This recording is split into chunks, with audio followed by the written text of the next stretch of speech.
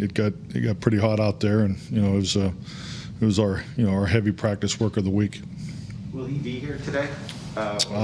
He was released from the hospital this morning. And he'll be with you. He was released from the hospital this morning. I can't tell you exactly what the plan is. Who else beyond Ty that we already didn't know who weren't going to LA? Any other players won't be going with you at this point? No. Donovan Wilson or Donovan's here working today. Yeah. So we'll see. If Donovan doesn't work in tomorrow's practice, then he will not be available for Sunday's game. Any change on the COVID front? I'm sorry? Any change on the COVID front? No change on the COVID protocol with Randy. With Ty being unavailable, would Brandon Knight be the next option to tackle behind Terrence Steele? I mean, he's definitely an option. We all know what the options are. So I mean, we'll take that to the game. I think KZ was added to the injury report. Was that? I'm sorry?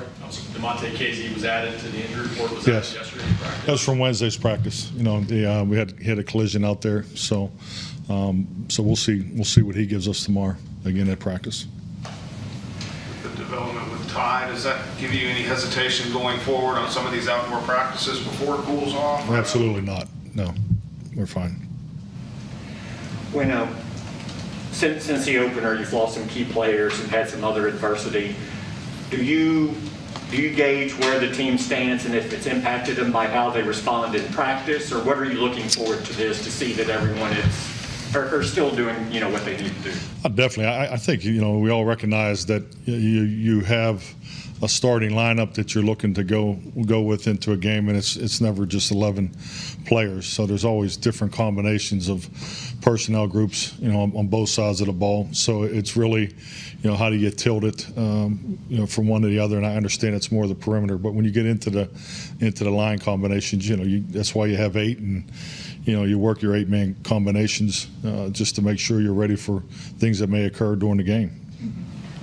And overall this week in practice, have the guys responded? Again, you've had Marcus Lawrence out, Collins, some other things happen. Have you liked the intensity in practice? Yeah, definitely. I thought yesterday when it heated up, I thought the practice pace and tempo and everything didn't change at all. So I think it really tells you the mental focus that the team's in. So the quality of work yesterday was really good for Thursday, particularly early in the season. When you look at the combinations at safety with KZ dinged up and Wilson out, do you get Neal any kind of look there just to get him reaccustomed to a spot to be played?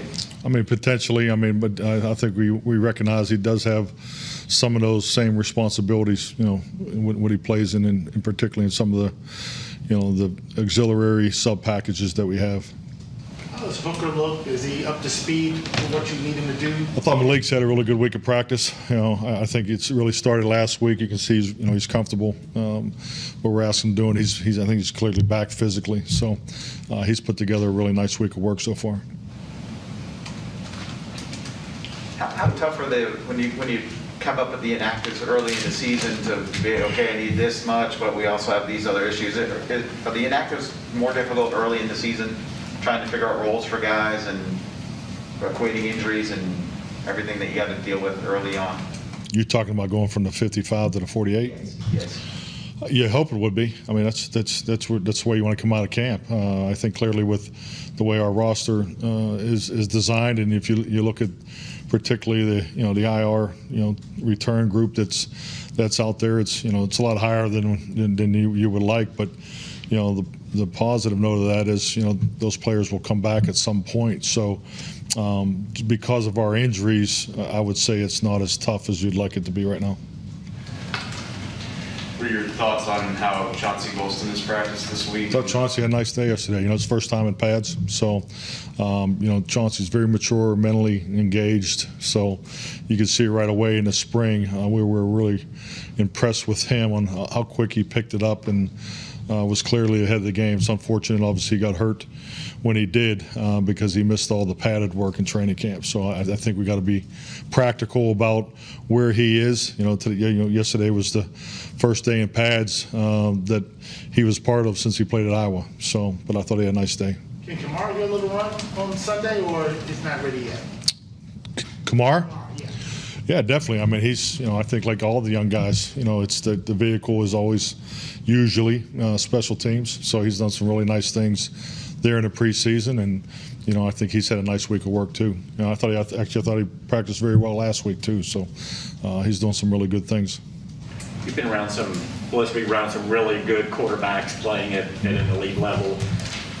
Do you consider Dak at that stage right now? And when you have a player like that, does it help you handle adversity more from the standpoint that you feel you have a shot in every game you go to because the quarterback's playing at such a high level with the weapons around him? I mean, just make the statement. I mean, when Dak lines up, we have a chance to win the game. I mean, that's the type of player he is, and he clearly demonstrates that not only on Sundays, but the way he approaches it each and every day. So, and that's what you look for, in your franchise quarterback.